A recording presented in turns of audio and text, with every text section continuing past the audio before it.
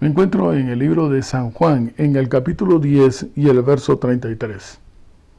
Y le respondieron los judíos diciendo: por buena obra no te apedreamos, sino por la blasfemia, porque tú, siendo un hombre, te haces Dios.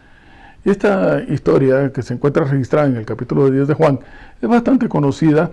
Es cuando Jesús les dice en determinado momento a los judíos: oiga, muchachos, lo que sucede es de que el Padre y yo pues somos lo mismo.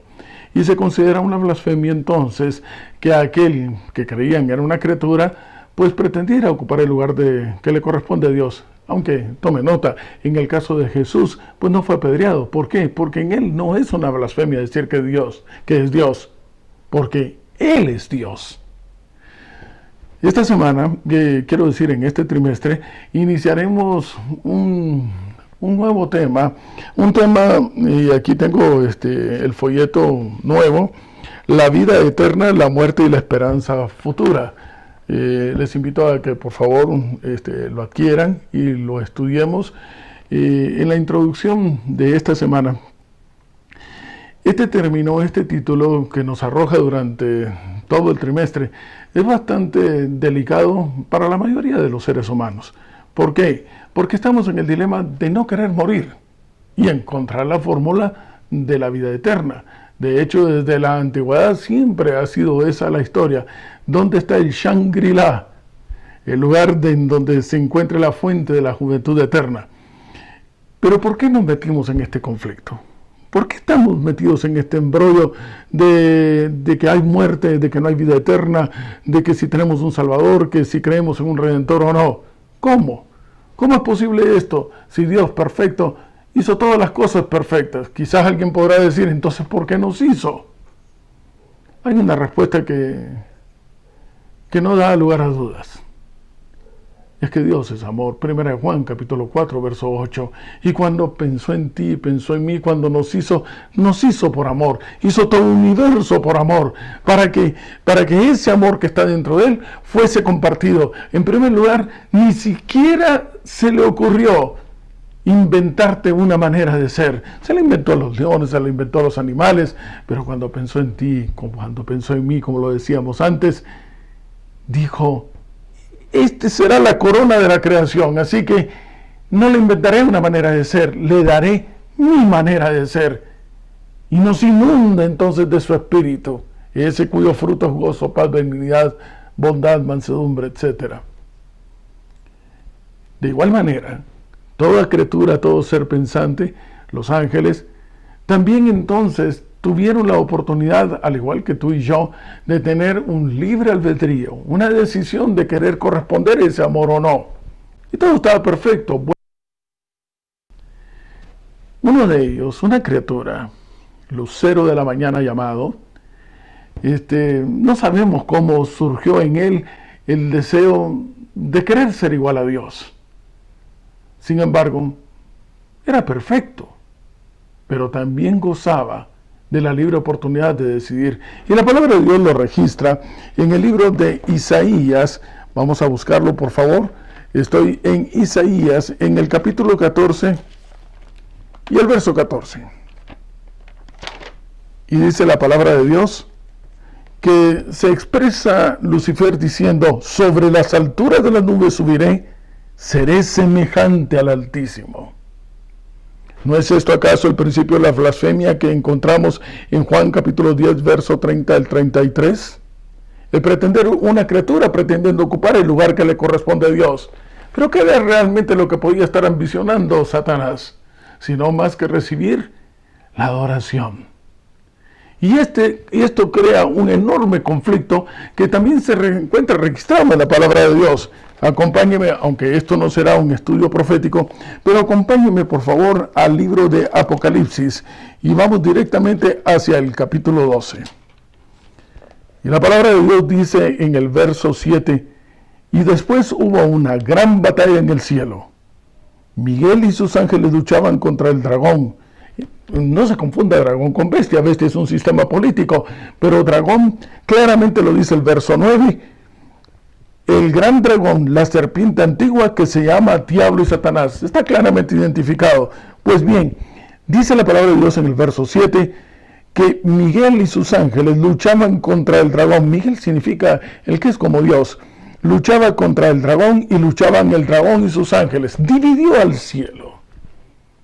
Divide al cielo en algunos que logra engañar y quieren entonces ver la posibilidad que sí, que por qué razón no puede ser igual y semejante al Altísimo y aquellos que son leales a Dios.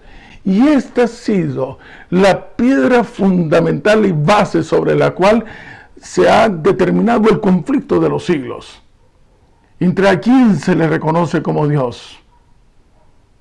En alguna oportunidad estudiaremos tal vez más en detalle el capítulo 13, pero dice la palabra de Dios en el capítulo 13 de Apocalipsis que esto es precisamente lo que perseguía el dragón, lo que persigue el diablo. Dice el verso 4, proféticamente hablando, que en determinado momento se adorará al dragón que ha dado autoridad a los sistemas políticos y que al mismo tiempo este sistema político que ya está en movimiento en el mundo reconocerá como Dios al enemigo, al diablo, a Satanás, a Dios, a aquel blasfemo que pretende ocupar el lugar que le corresponde a Dios. Apreciados hermanos, desde el principio que hoy quisiera, como un añadido al estudio de esta semana, agregar para ustedes, es un término que ha sido bastante conocido y que incluso se ha utilizado hasta como título de una película. Es la palabra Armagedón. Hoy vamos a aclarar un punto desde el punto de vista teológico, lo que puede significar este vocablo, Armagedón. Y nos encontramos también ahora en el capítulo 16 y el verso 16 de Apocalipsis. Acompáñenme, por favor. Y los reunió, dice la palabra de Dios, en el lugar que se llama en hebreo Armagedón. Tome en cuenta que en primer lugar, la guerra no se llama Armagedón, sino que es un lugar. Y la palabra Armagedón es una palabra hebrea compuesta del prefijo har, que significa montaña, y Megedón, Megido, la montaña de Megido. Resulta que históricamente no existe una montaña que se llame Megido, pero sí existe un valle que está al pie de la cadena de las montañas del Carmelo. Y era también conocido como el Valle de Josafat o el Valle de la Decisión. Para esto voy a pedirles que por favor, hoy sí vamos a utilizar más la palabra de Dios, voy a pedirles que por favor me acompañen al libro de Joel. Saben ustedes que el libro de Joel, ya lo tengo señaladito yo por acá, el libro de Joel se encuentra exactamente después del libro de Oseas, que está despuésito de Daniel. Y la palabra de Dios dice en Joel, que es un libro bastante pequeño, solo tiene 3 capítulos, pero la palabra de Dios dice, voy a empezar en el verso 12, despiértense las naciones y suban al valle de Josafat. Posteriormente, la palabra de Dios dice en el siguiente en el versículo 14, muchos pueblos se encuentran en el valle de la decisión. Es que cercano está el día de Jehová en el valle de la decisión. El mismo valle de Megido, o valle de Josafat, o conocido también valle de la decisión, Israel celebró muchísimas batallas en ese valle, pero lo interesante del asunto está en que se encuentra al pie de la cadena de las montañas del Carmelo. Así que tomemos en cuenta Armagedón, Har, montaña, Megido, pues no hay una montaña de Megido, pero sí el valle de Megido, y se encuentra al pie de la montaña del Carmelo. ¿Y qué sucedió allí? La palabra de Dios dice en Primera de Reyes, en el capítulo 18 y el verso 20. Una vez más, por favor, acompáñeme. Es solemne este versículo. Dice la palabra de Dios en el verso 20 del capítulo 18. Entonces Acab convocó a todos los hijos de Israel, reunió a los profetas en el monte Carmelo. Eran más de 850 eruditos de la época, todos contra Elías, contra uno solo. Pero un momento, es que mayoría no son los que se cuentan con los números, sino que aquellos que están del lado del Señor. Son mucho más los testigos de ángeles que nos acompañan. Así que cuidado, cuando creas que lo que tus ojos ven como mayoría, no es cierto. Si estás del lado del Señor, hay todo un universo entero que conspira a nuestro favor. Y la palabra de Dios dice entonces, en el verso 21,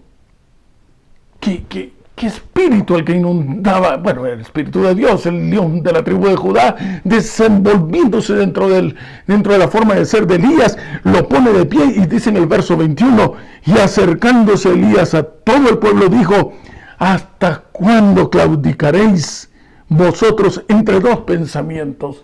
¿Hasta cuándo? Si Jehová es Dios para ustedes, seguidle. Y si no, si lo es Baal, id en pos de él. Pero decídete ya. Qué enorme decisión la que se llevó a cabo en el monte, en el monte Carmelo. Qué enorme decisión la que se llevaba a cabo en ese valle, en el valle de Megido. Ahí donde estaban más de 1 millón de personas sin tomar en cuenta egipcios que les acompañaban de acuerdo a la declaración de Flavio Josefo. Es precisamente la decisión entre si se adora a una criatura, al diablo, o si se adora a Dios. Y estás en aquel dilema, ¿le acepto o no le acepto? ¿Que si me bautizo o no? ¿Que si le entrego mi vida? ¿Que tal vez es demasiado pronto? ¿Que tal vez necesito estudiar más? ¿Es que no estoy preparado? ¿Es que no sé? ¿Y si fallo más adelante? ¿Te has topado en algún momento en esa posición? ¿Has estado en algún momento en ese dilema, en tener que decidir? Y esa batalla se lleva a cabo aquí dentro de nuestro corazón. Aquí es donde se está efectuando la verdadera guerra entre las fuerzas del mal y las fuerzas del bien. Y Jesús, a través de su Espíritu Santo, con gemidos indecibles, está luchando, recordándote su sacrificio en el Calvario, que de tal manera te amó, que aun cuando padre y madre te dejaren, con todo Él no te abandonará. Es que con amor eterno nos ha amado, por lo tanto, prolonga su misericordia, que Dios como Él, que se complace en perdonarnos. De ese Jesús te estamos hablando, de ese Dios que te acompaña donde quiera que estés, de ese que está aquí a mi lado, que no está distraído, que no pasa desapercibido mis necesidades, ni las tuyas tampoco, que está allí. Es ahora el momento de que de una vez por todas, se defina entonces esta batalla, este Armagedón que se vive en nuestro corazón, se defina de una vez por todas y declaremos a Jesús como el Rey de Reyes y Señor de Señores. El que debe ser desde el principio en nuestra vida, para que volvamos a ser una vez más llamados hijos de Dios. El conflicto entre la vida y la muerte no es nada menos que el conflicto de una decisión entre si quieres adorar al Señor, nuestro Creador y nuestro Redentor, o aquel que ha sido también creado, una criatura, y que simplemente ha aspirado a ser Dios. Con razón le llaman el príncipe de este mundo, porque príncipe es el que aspira a ser rey, pero rey solamente hay uno, y ese es el Señor. El que tú conoces porque ha estado ahí siempre, no el que te acusa. Y es hacia ese reino, hacia donde deseamos volver a casa, para encontrarnos con nuestro Dios. Este es nuestro Dios. Le hemos esperado y Él nos salvará. Que este Armagedón que se libra en tu corazón sea ganado por el Señor del cielo, por Jesús. Y aquí, en la palabra de Dios, es donde encontramos la ruta para llegar hacia Él, la fuente del amor.